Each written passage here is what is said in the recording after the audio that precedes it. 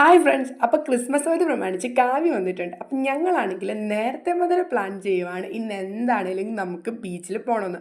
അങ്ങനെ രാവിലെ മുതൽ പ്ലാൻ ചെയ്ത് ഞങ്ങളൊരു 5:30 ആയപ്പോൾ റെഡിയായി ഇതാ ബീച്ചിലെത്തി. ബീച്ചിലെത്തിയപ്പോൾ കുറച്ച് ഇരുട്ടിയെങ്കിലും ഞങ്ങൾ അവിടെ കുറേ നേരം അങ്ങോട്ടും ഇങ്ങോട്ടും കറങ്ങി നടന്നു.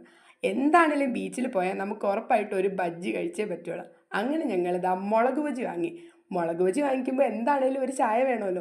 എനിക്ക് കട്ടനാണ്, അവൾക്ക് പാൽ ചായയും. അങ്ങനെ ഞങ്ങൾ കട്ടനും പാൽ ചായക്കും വേണ്ടി കുറേ നേരം അവിടെ നിൽക്കേണ്ടി വന്നു.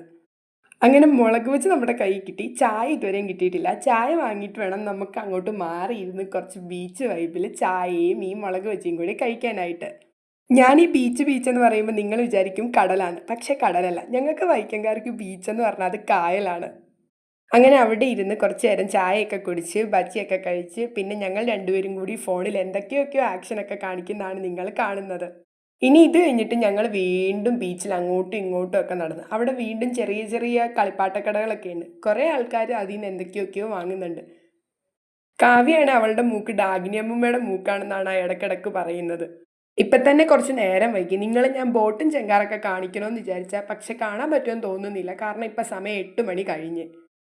8 മണി വരെയാണ് ബോട്ട് സർവീസ് ഉള്ളത്. അപ്പോൾ കാണാൻ പറ്റുമോയെന്നറിയില്ല. ഞങ്ങളിതാ വീണ്ടും അങ്ങോട്ട് നടക്കുക. വീണ്ടും ഇതാ ക്യാമറ കണ്ടു കഴിഞ്ഞാൽ പിന്നെ എന്തെങ്കിലുമൊക്കെ കാണിക്കണമല്ലോ. അങ്ങനെ എന്തൊക്കെയൊക്കെയോ കാണിച്ച് ഞങ്ങളിതാ അവിടെ ചെന്നപ്പം ജങ്കാർ സർവീസും കഴിഞ്ഞു, ബോട്ട് സർവീസും കഴിഞ്ഞു. അപ്പോൾ ഇനി അടുത്തൊരു വീഡിയോ ആയിട്ട് വീണ്ടും കാണുന്നവരെ ടാറ്റ ബൈ ബൈ.